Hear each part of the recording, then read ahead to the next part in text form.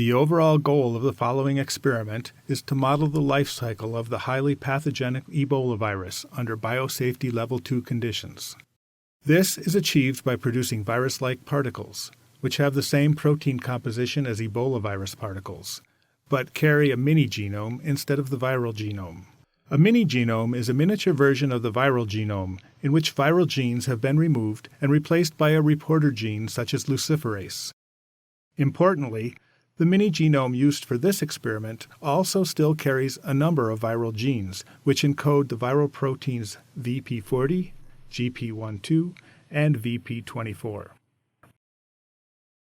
Virus-like particles are produced by expressing a mini-genome in 293 T cells called producer cells together with the viral proteins NP, VP35, VP30, and L, which together are also called RNP proteins. The mini-genome is then replicated and transcribed into mRNAs by the viral proteins.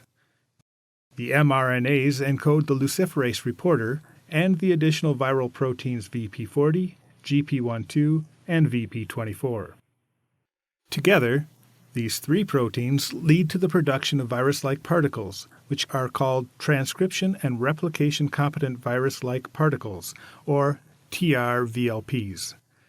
Since the nucleocapsids in them are able to undergo genome replication and transcription.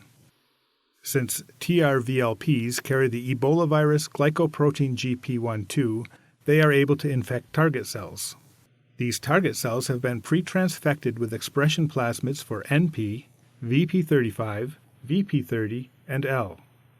Together, these RNP proteins recognize the mini-genome that was brought into the target cells inside the trVLPs.